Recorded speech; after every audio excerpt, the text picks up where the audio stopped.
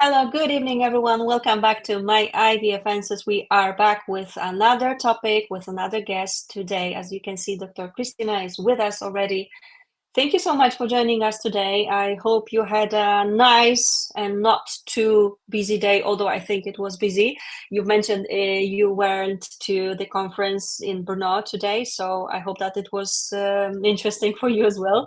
And now you are ready to educate us a bit more as well, right? Hello, thank you for the introduction.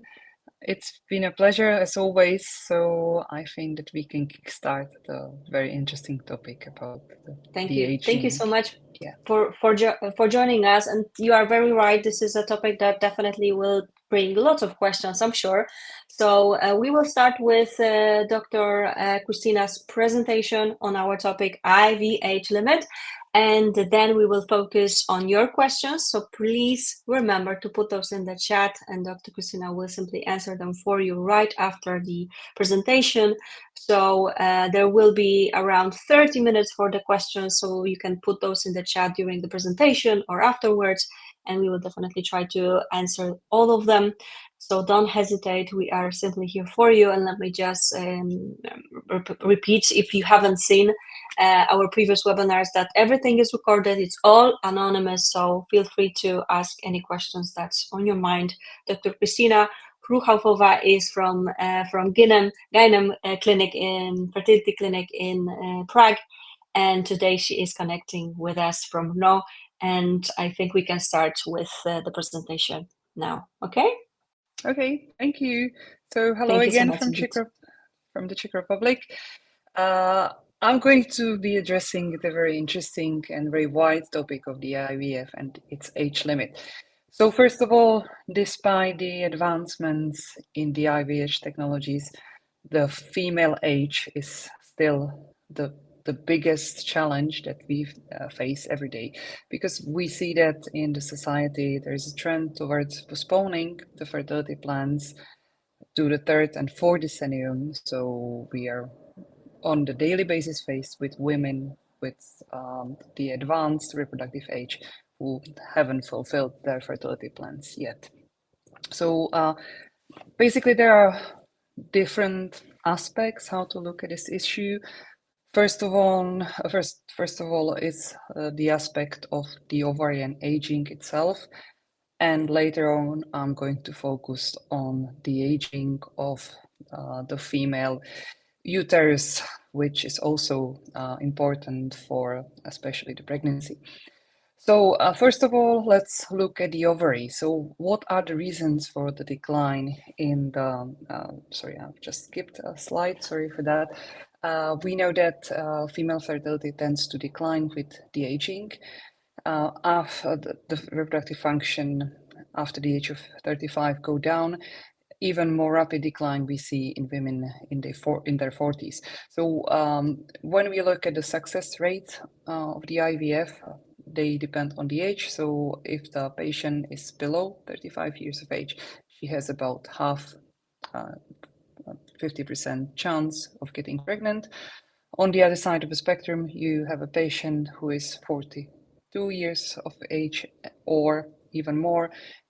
She has less than 10 to 5% chances of getting pregnant, but she is faced with about 33 to 50% chance of having miscarriage, even despite the fact that she gets pregnant. So the actual number of patients giving birth to healthy children in age category over 40 years of age it's quite slim.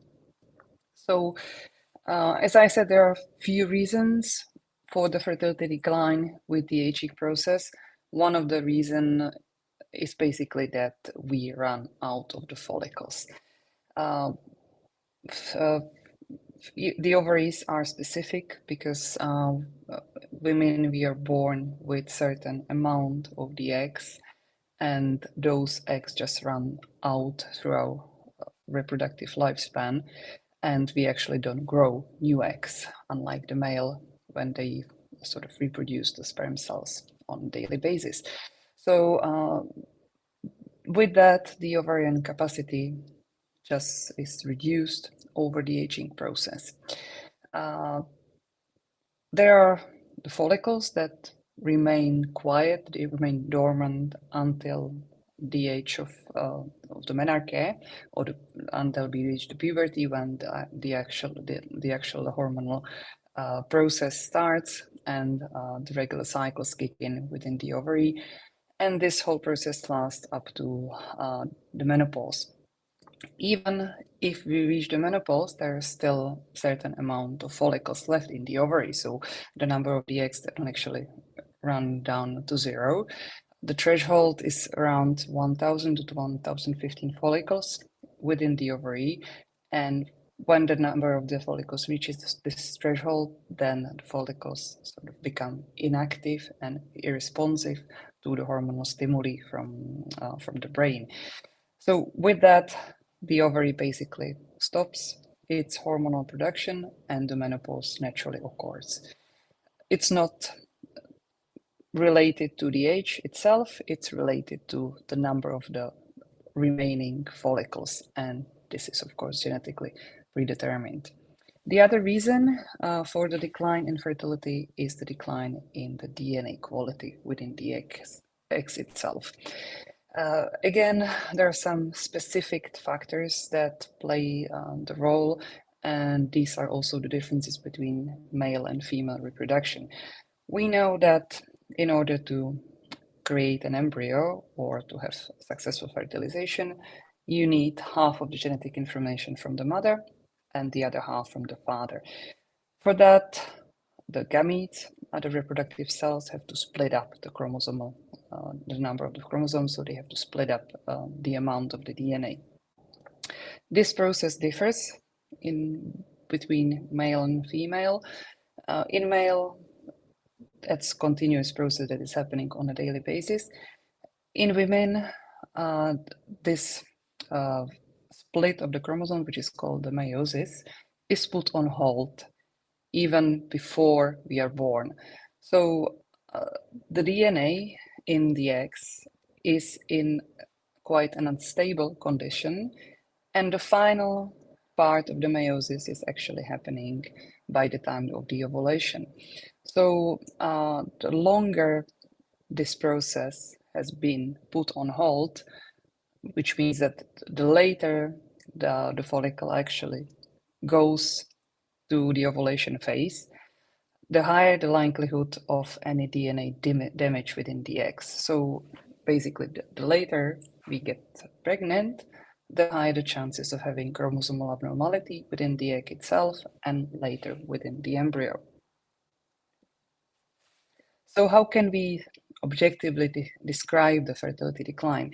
There are some measurements that we can take. For example, the AMH, we see a decline in the AMH. AMH represents the functional capacity of the ovaries.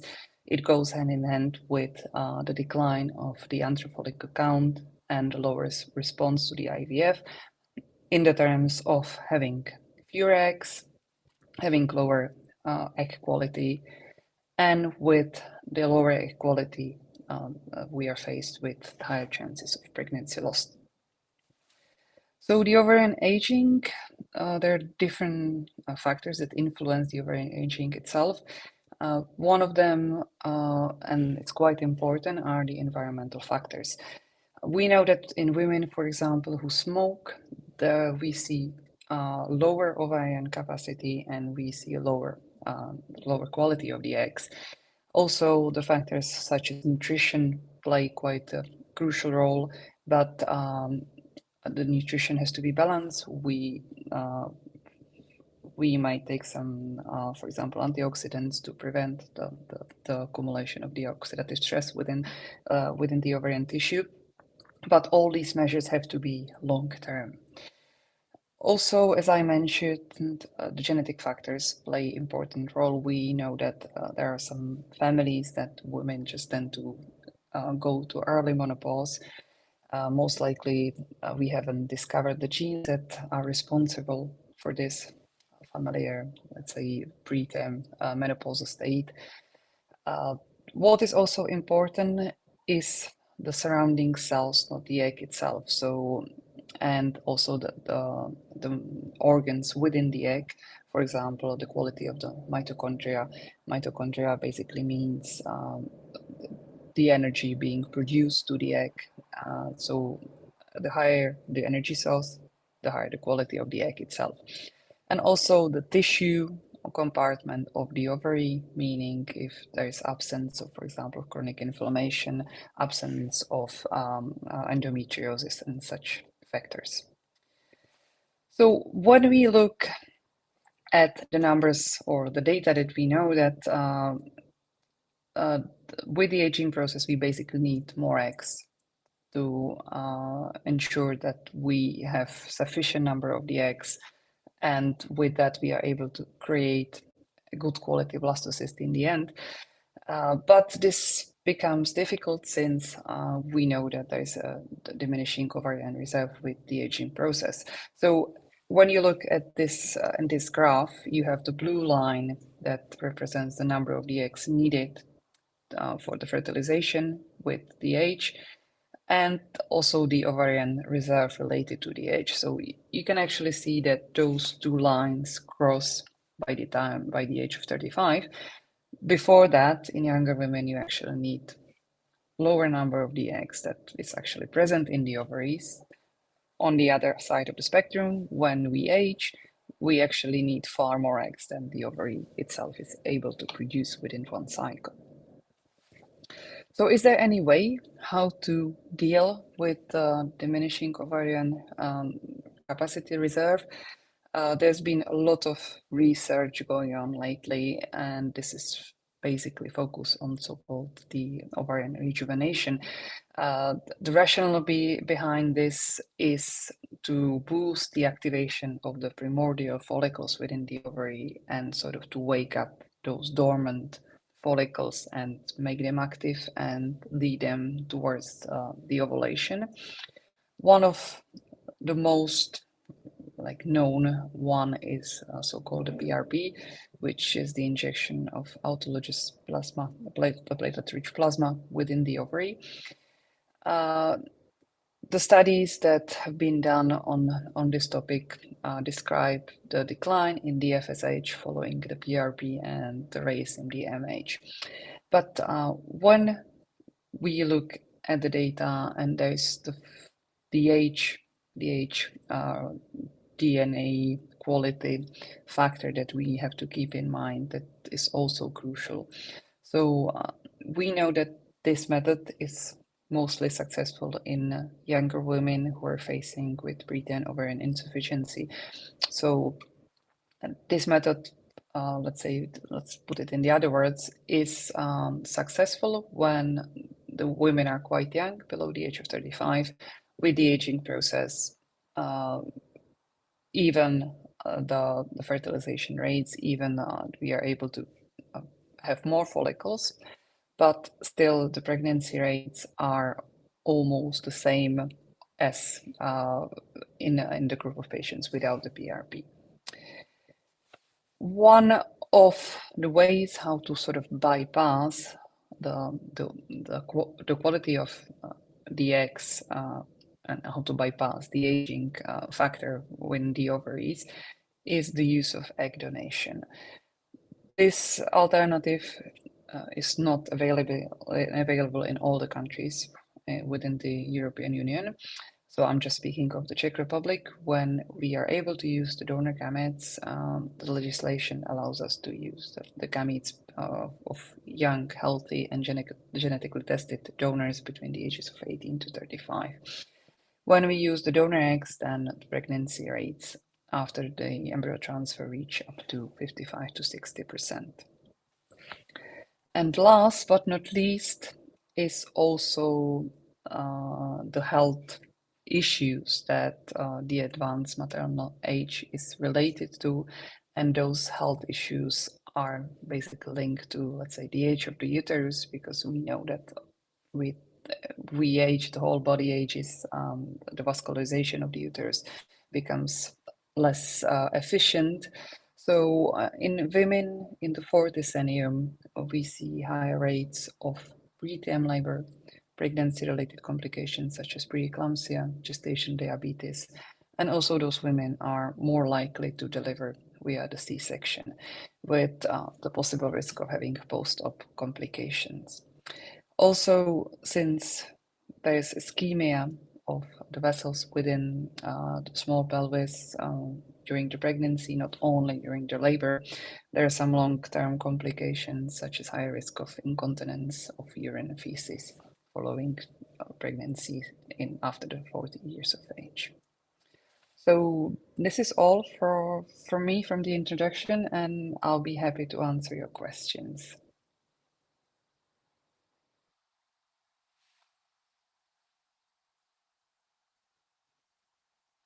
Excellent. Thank you so much indeed for your presentation and walking us through all aspects of IVF, age limit, in fact, as well, and how it all works. And let me see, there are a few questions ready. So now we will go for your questions, and I'm sure there will be more questions coming up soon. So as always, please remember to type those in the chat, and Dr. Kristýna will answer them for you. So let me just start with the first question we have. Okay, I can display this for you. What about the pregnancy success rate at 45 plus with donor eggs? Well, as I mentioned, the statistics say that the success rates are overall, let's say about 50 to 55%.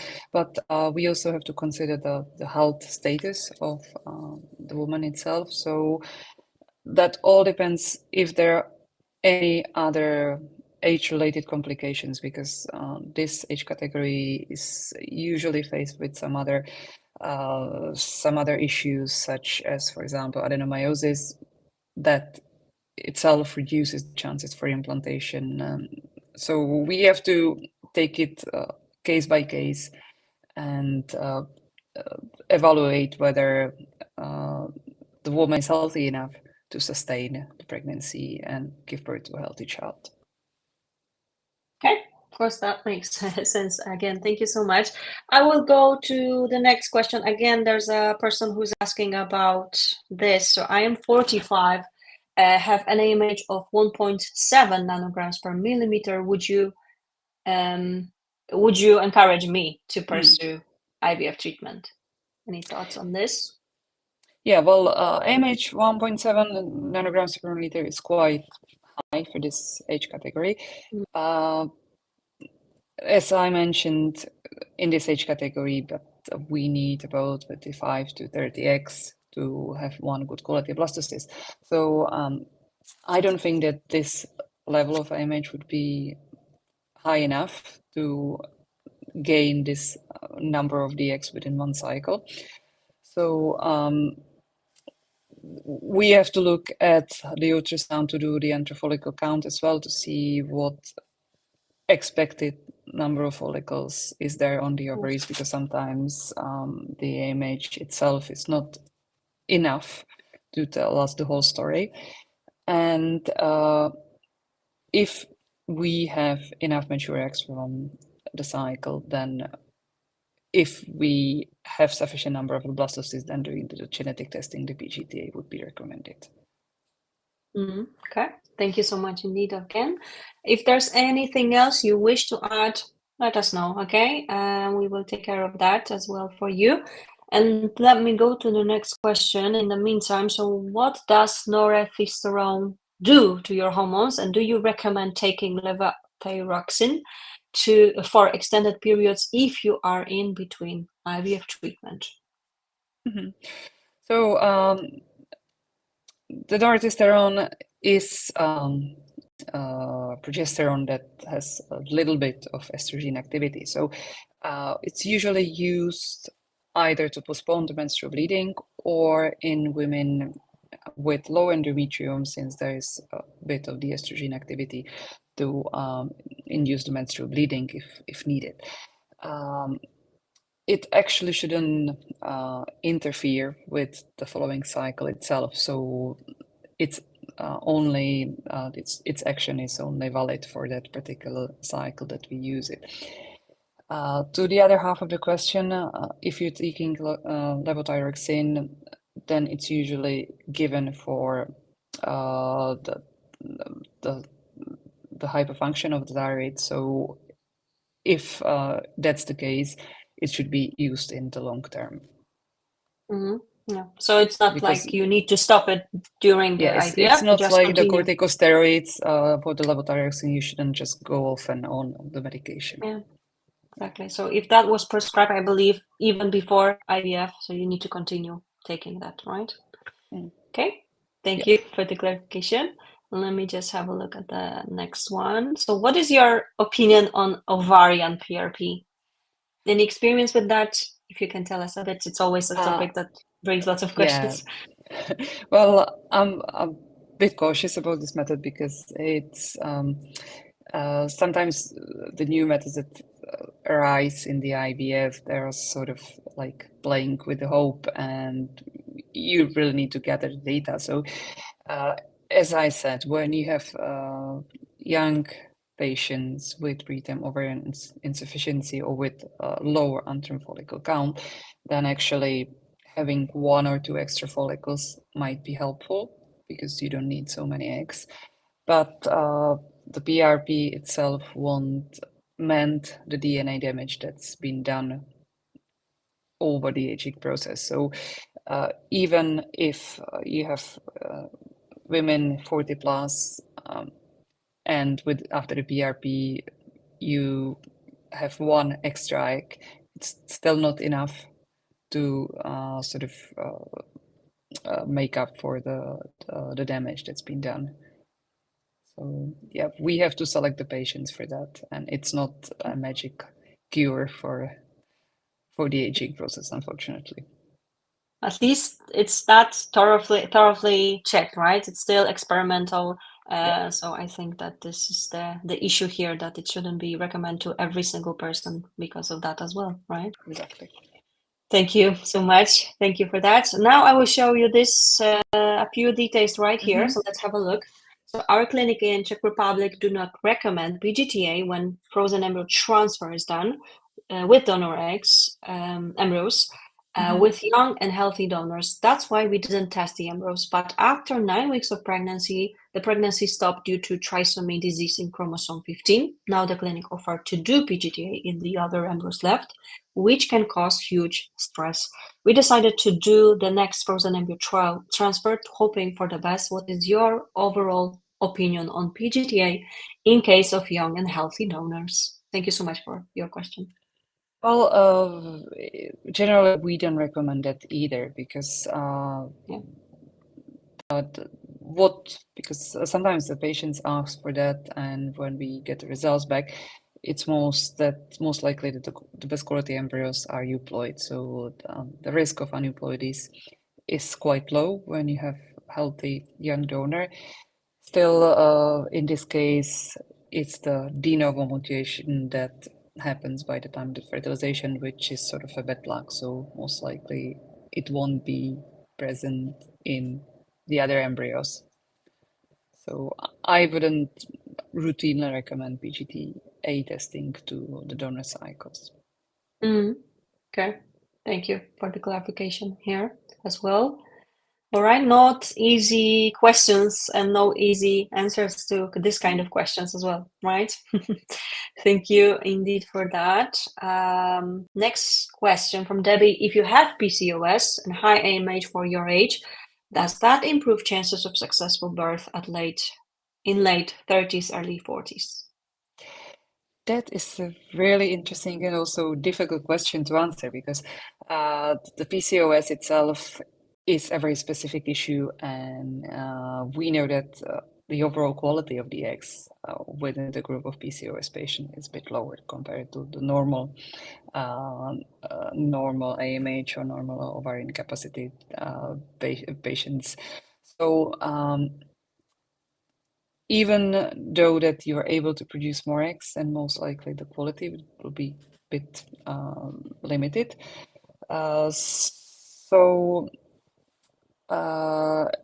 Actually, I don't really think that the PCOS itself would guarantee that you will be successfully pregnant in the 40s. Okay.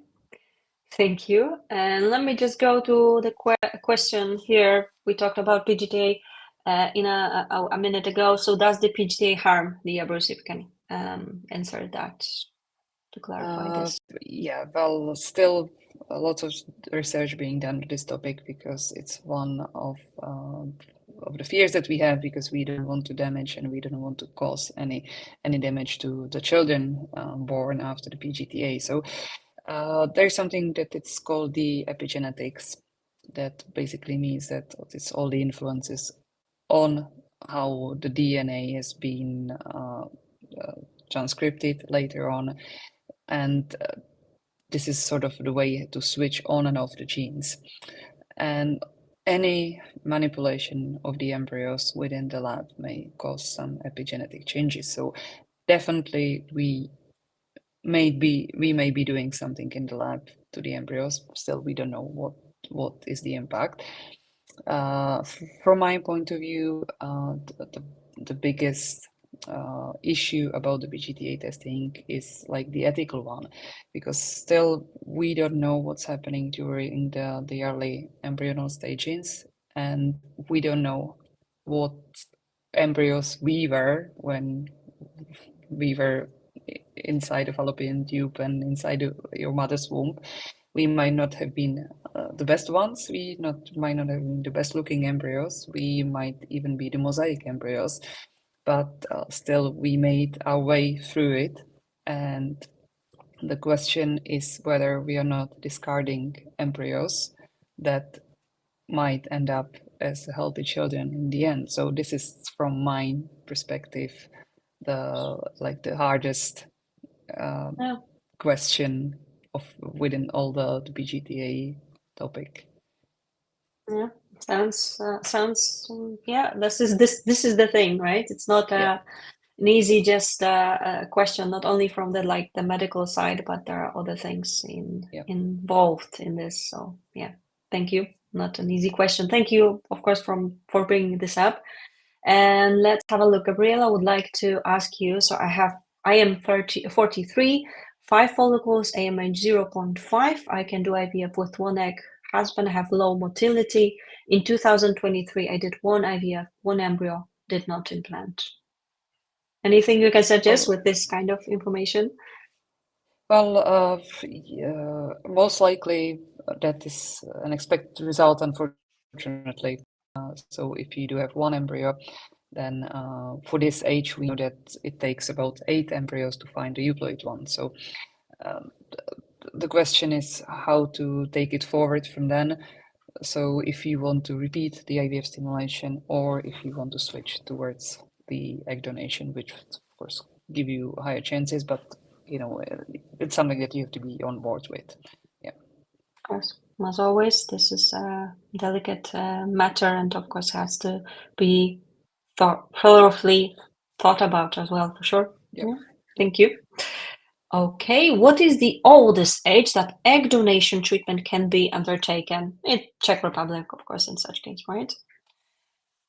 In Czech Republic, the age limit is 49, so 49th birthday, actually. So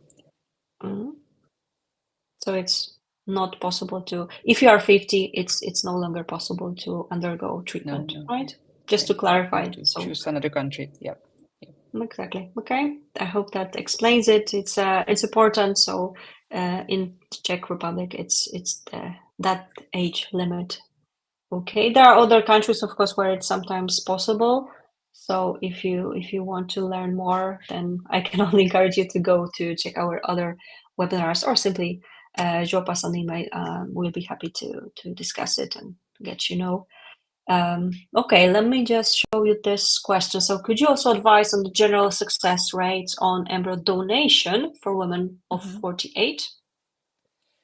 Well, the embryo donation itself should guarantee about 55 to 60%, because when we speak about the embryo donation, it's donated egg and donated sperm. So you have both the donors genetically tested and healthy, and also young. So with that, you should get the best quality of the embryos. But as I said, it's also the age factor of the body itself. So this should be really like individually individually addressed and to see if the woman is fit enough to undergo the treatment.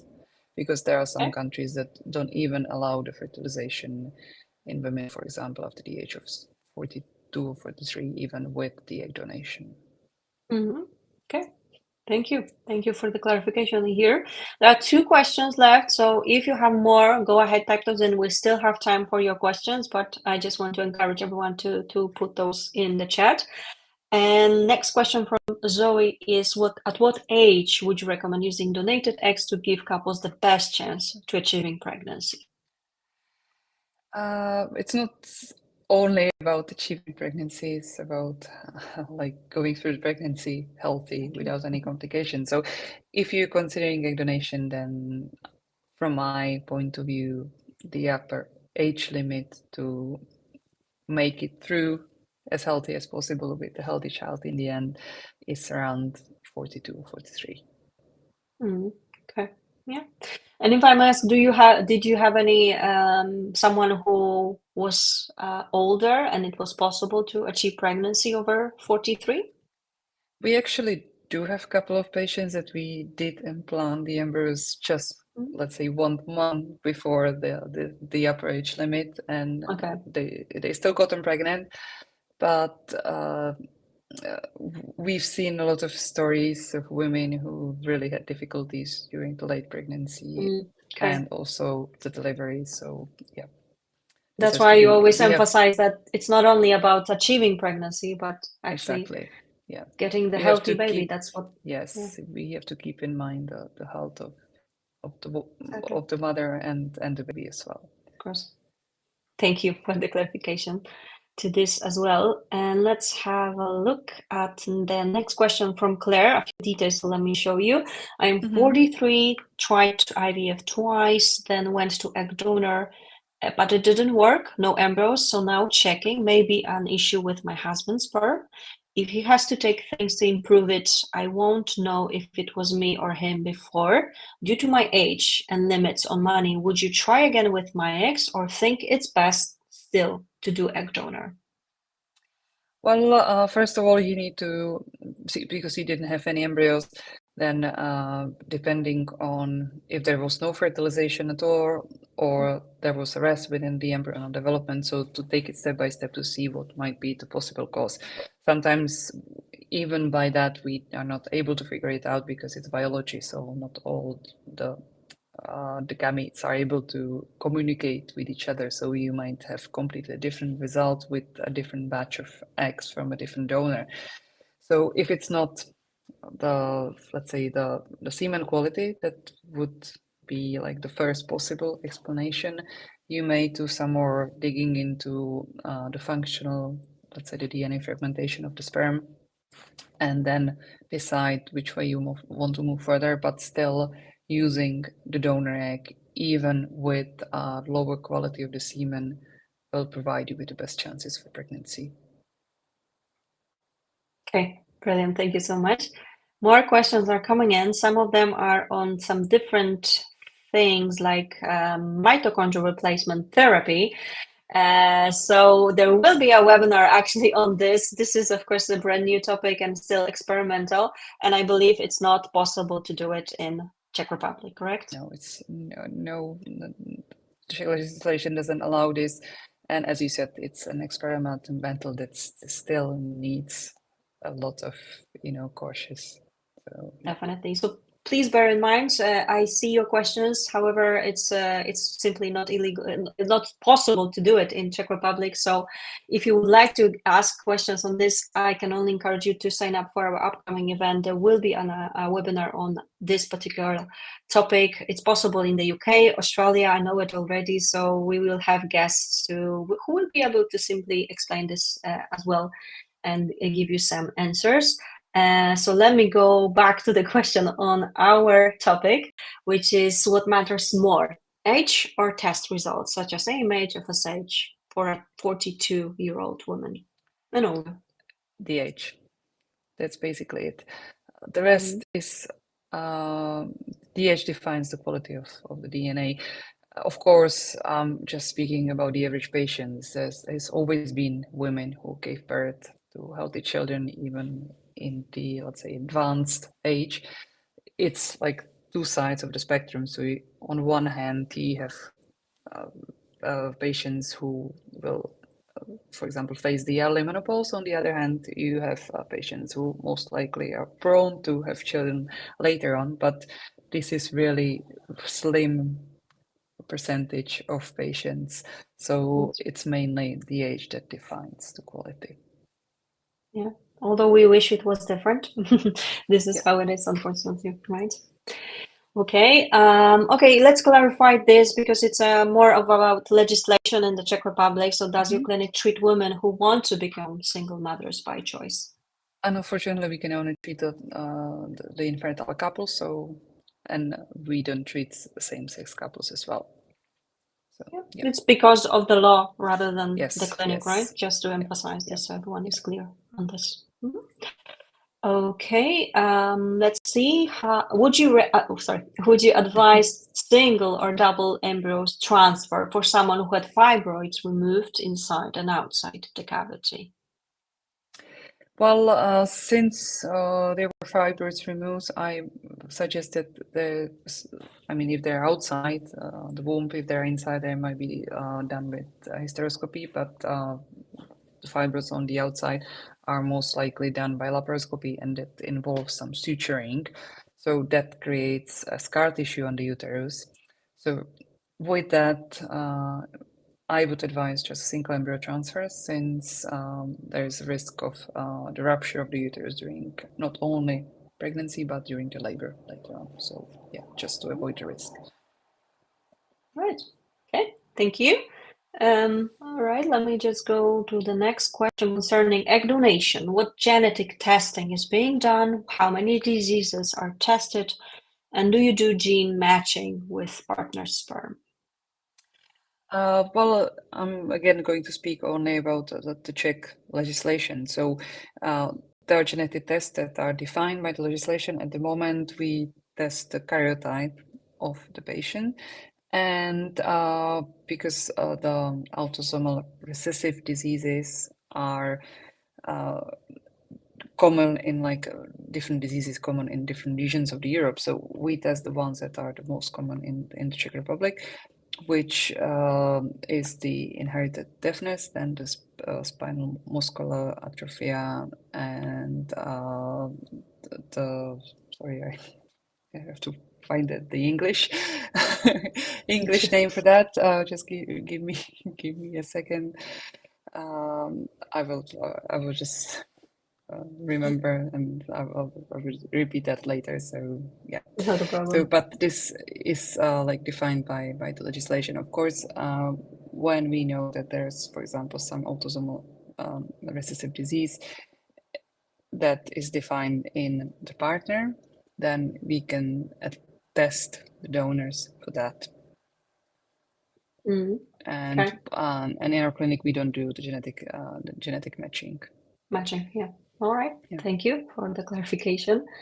And now I will simply ask you about the opinion someone wrote this. It's a long one, okay, but we don't need to look at all aspects because basically it's about the AI in healthcare. What are your thoughts on utilizing AI-driven predictive analytics to tailor IVF protocols? This is still brand new, but I wanted to ask your opinion if you are already kind of introducing this at the clinic, because we had a webinar with Thomas from GYNEM as well, when he said that you are also introducing this in the lab when it comes to AI, might be the future, but of course it's something that's still, it's just the beginning, I guess, right?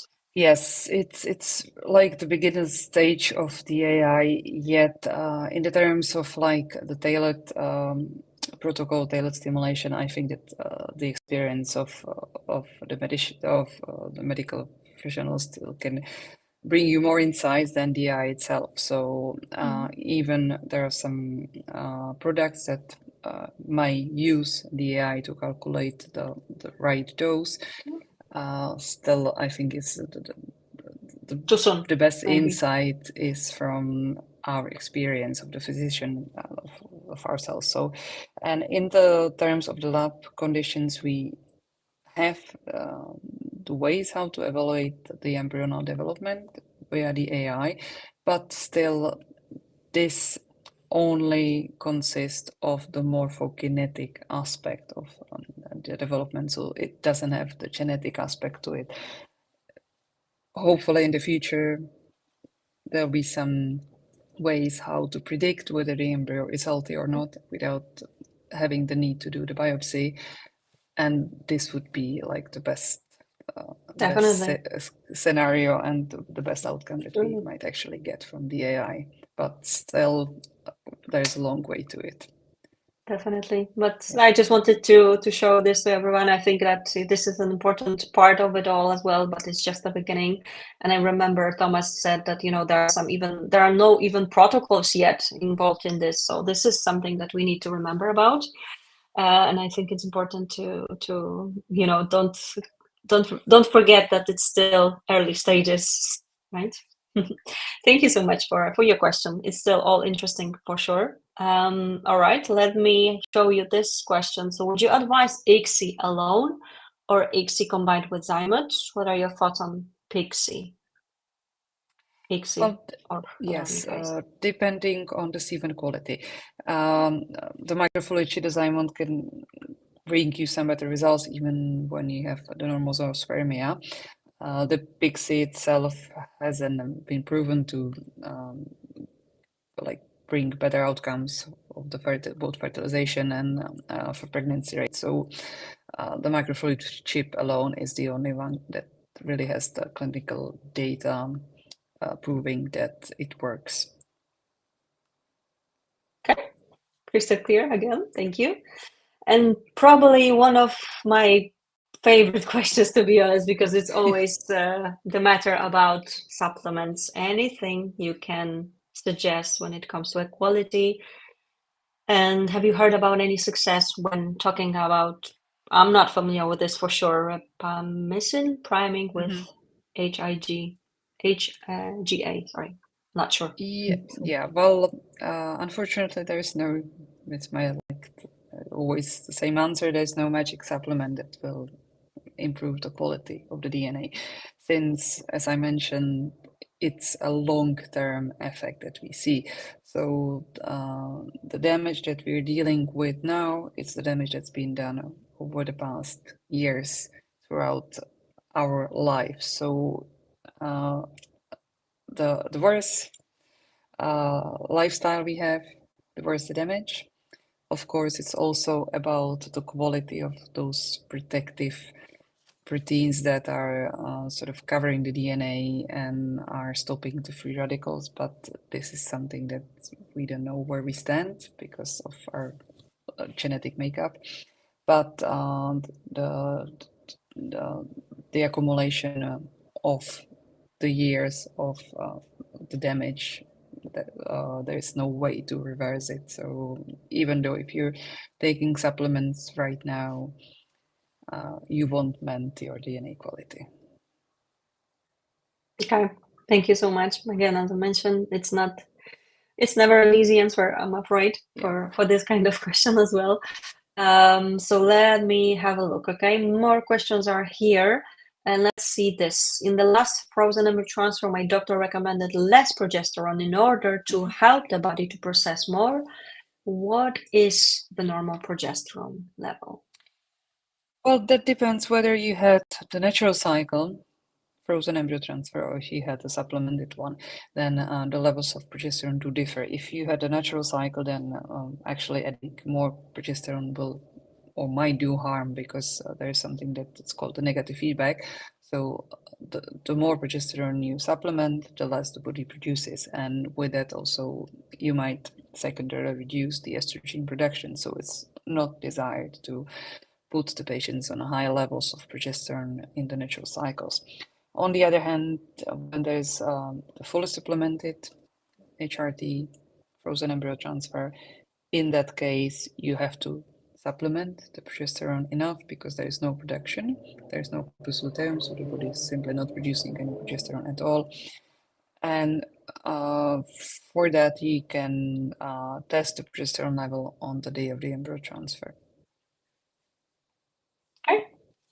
Thank you so much.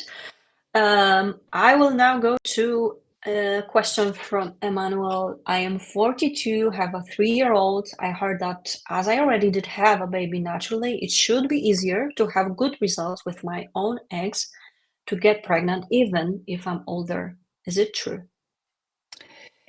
Well, you never know whether you were just, lucky because when you're 42, you did conceive by the age of 38.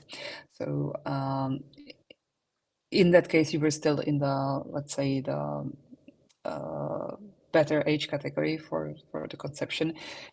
Once we turn 40 and plus, then there is really a rapid decline in the fertility. So this would need let's say the complex evaluation in the terms of the ovarian capacity to see what are the chances of having baby via the IVF process.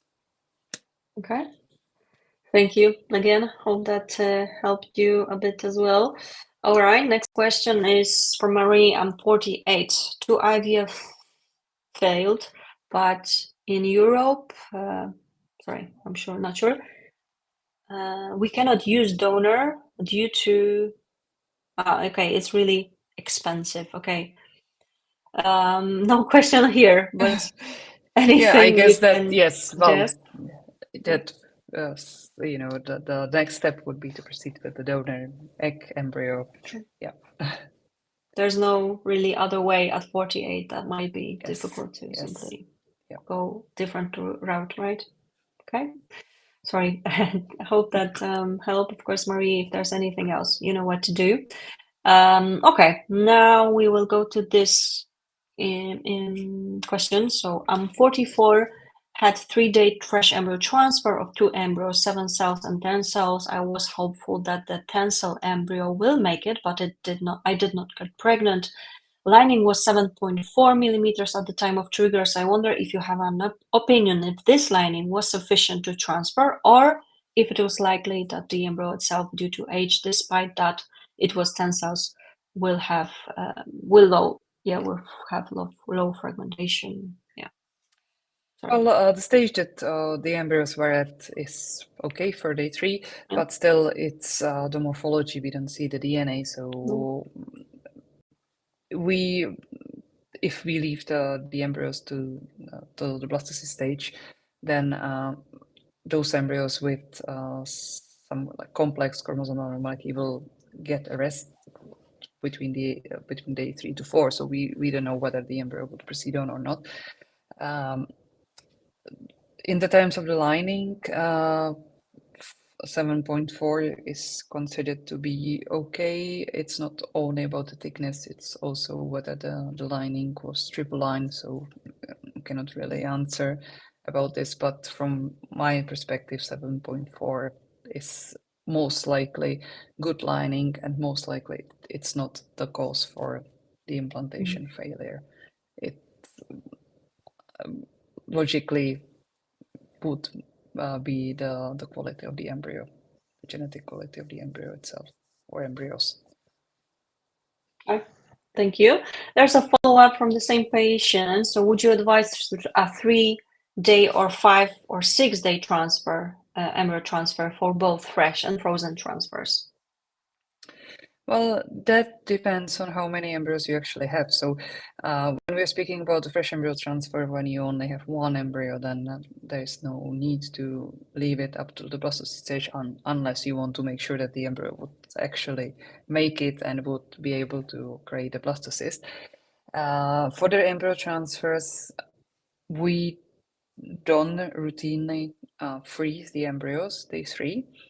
The reason being that on day 5, when you have a good quality blastocyst, you do have quite high success survival rates with the freezing. So we tend to freeze only the good quality blastocyst, so day 5 or day 6. Okay. Laura would like to know, can it happen that when the biologist takes out the frozen embryo before the transfer, that biologist realizes that the embryo just does not look okay, so decides to that it won't be used? Or can you bring us the process of it?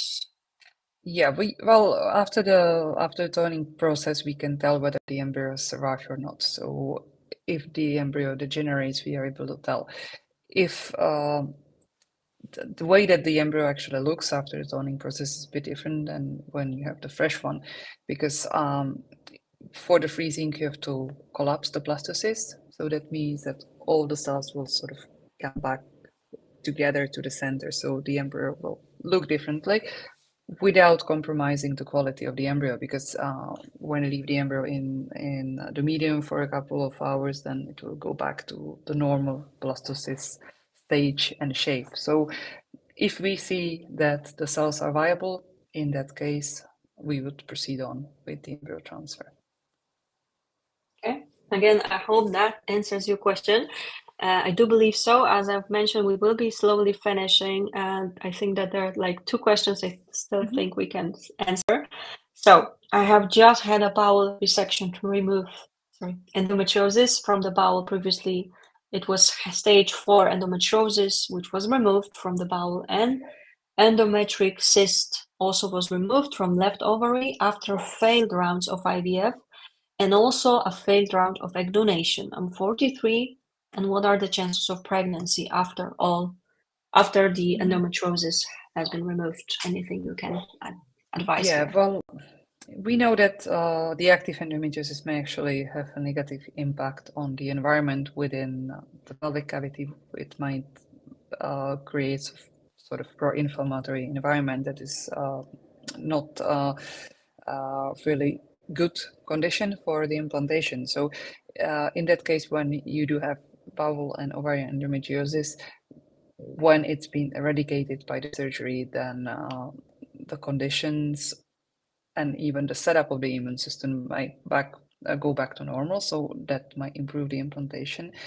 The crucial would be to make sure that there is no adenomyosis present on the uterus as well, because they usually go hand in hand, especially the deep infiltrating endometriosis, such as the bowel endometriosis. Yeah. Okay, thank you. And let me just show you this. I missed this, sorry. Can bioidentical hormone therapy, BHT, not HRT, be helpful in increasing the quality or quantity and raise the changes for our chances? For a successful pregnancy. Still the same answer. No way how to sort of reverse the damage of the DNA within the egg. So unfortunately, most likely the results won't be better. Okay. Thank you. And you've mentioned this already as well, but if you can shortly clarify, so what is the age can someone have baby with donated eggs?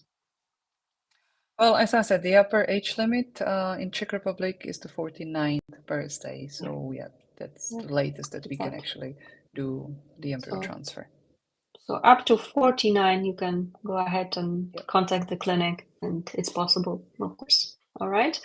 And as I mentioned, 2 questions showed here. So I'm 50, and after a lot of IVF ICSI when I was 33, which never succeeded, I tried again with egg donor, but after 5 attempts, it still didn't work. I have a very thin endometrium. Could it be the cause? How can I improve it? Anything you can advise here? Yeah, well, when we have like several failed attempts, which are usually considered to be like 4 and more embryo transfers of good quality embryos, then some more investigation into the possible causes should be done. So one of them is to look at the environment or the uterus itself. So the thin endometrium might be the reason, because when there's not enough layering in the endometrium, then the implantation can just basically happen. Depends on what kind of hormonal therapy you've used, what kind of supplementation of what route of the estrogens you've used. Sometimes it's a combination of, for example, transdermal and peroral that works the best. So in that case, looking into like different ways and different like administration forms to use the estrogens, and also looking inside the womb, doing hysteroscopy might be helpful because there might be some adhesions that basically prevent the endometrium from the growth. So definitely looking into the uterine factor itself would be worth it. Thank you once again. I think that we still can answer that. Okay. So do you think about genetic testing? Actually, I think you see it. So do you think it's necessary to do comprehensive testing of 600 diseases? Do you do a few tests because the law does not allow more tests? Well, I don't think that neither of us is healthy enough to pass through this kind of test. So we need to see what's relevant to and what might be relevant to fertility. The task of the IVF is not to clear the population of all the diseases because still we don't see the further impact of the genes. So, for example, now the thrombophilia is something that we don't want to have because when you're taking contraception and you, for example, have the Leiden mutation, then you're at risk of having like blood clotting issues. But in the past, this mutation was prevented because women with Leiden disease were the ones that didn't bleed out during the labor. So the role of the genes keeps on changing throughout the evolution, and still we don't know what the actual mutation might have the impact of the mutation on the whole genome. So as I said, we test the diseases that are most common in the Central European. The last one that I couldn't recall was the cystic fibrosis, the mucoviscidosis, that's the third one. Sorry for that. And those are the diseases that we know that they really might have some clinical impact on the baby when the baby is born with this kind of disease. So from our point of view, there is no need to test the ones that most likely won't lead to a disease during the lifetime. So there are lots of the genes that we can actually test, but there are only a few genes that we actually know the impact of the testing. True. Thank you so much for the clarification. I think it's important to simply answer that and focus on that. And so thank you so much. There is one more question, which will be the final one. We will be finishing for today, but just to clarify, it's a short one. My daughter can be my donor and I can carry my baby at 48. If you can clarify if it's possible. Not in Czech Republic because we don't have the open identity donation, so the donation has to be anonymous. So yeah, that shortly answers. And there are several countries across Europe that allow, but again, for the donors, there are some legislative requirements that has to be met. Yeah. Basically, you need to look for the country where open ID is possible and look for some answers there. Czech Republic, Spain, Greece, it's still impossible as the law says that the donation is anonymous. So please keep that in mind. But thank you so much for clarification. And as I mentioned, we answered, I think that 99% of the questions. So thank you so much. If there's anything else, of course, please get in touch with us. We'll be happy to forward any questions to the team. I'm sure Dr. Kristýna will be able and happy to help you out as well. Yes. Thank you, Dr. Kristýna. It's been a great session. Lots of questions. So I hope that it was also nice for you to see so many different questions, so many different aspects we've talked about today. Any final words before we finish for today? Well, thanks again. It's been a really nice session. And as I said in the beginning, despite the advancement in the IVF, we still cannot beat the age. So the age is the biggest factor in the IVF success, the age of the eggs actually. But also we should keep in mind that the capacity of our bodies is limited. So if we want to, if we as women want to go through the pregnancy healthy and have a healthy child, we should conceive. The sooner the better. That's the truth. That's the reality. Best of luck to everyone, of course. As always, fingers crossed. Thank you so much for joining, for your time. I do hope and believe that it was informative and interesting for you.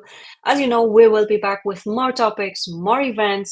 So there are plenty of those if you want to find out on the topics and the dates. Just go and visit myivfenses.com. All will be there. And that will be it for today. Have a lovely evening, Dr. Kristýna. Have a relaxing evening for sure. I'm sure it's been a long day for you as well. Take care, everyone, and see you back here quite soon, I'm Okay, sure. see you. Take Thanks care. a lot. Bye. Thanks, everyone. Bye-bye.